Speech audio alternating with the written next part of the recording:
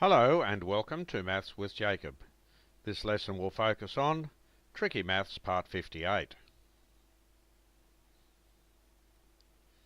If m plus n equals 48 and m minus n equals 16, find the value of m divided by n. So if you'd like to solve this puzzle, you have a chance to pause the video now and work through the puzzle at your leisure. I'm going to move on now and discuss the solution. So if we remember, we had m plus n equals 48 and m minus n equals 16. We call this equation 1 and we call that equation 2. So we add equation 1 and equation 2 together. Now earlier on we did work on simultaneous equations in one of my earlier videos, and because these signs here are different, all you do is you add the two equations together and that will eliminate the n. That's called the elimination method.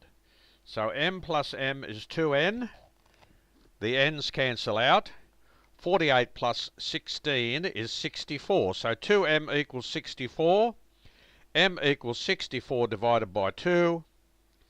So m equals 32. Now, when m is 32, we have 32 plus n equals 48. So naturally n equals 16. So now we found the two values.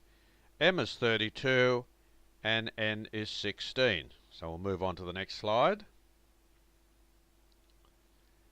So remember, we need to find the value of m divided by n. We had m was 32 and n was 16. So m divided by n was 32 divided by 16, and that's 2. So I hope you enjoyed that little sum. It's a nice little sum on simultaneous equations. And if you remembered the process, I think that would have been pretty simple for you.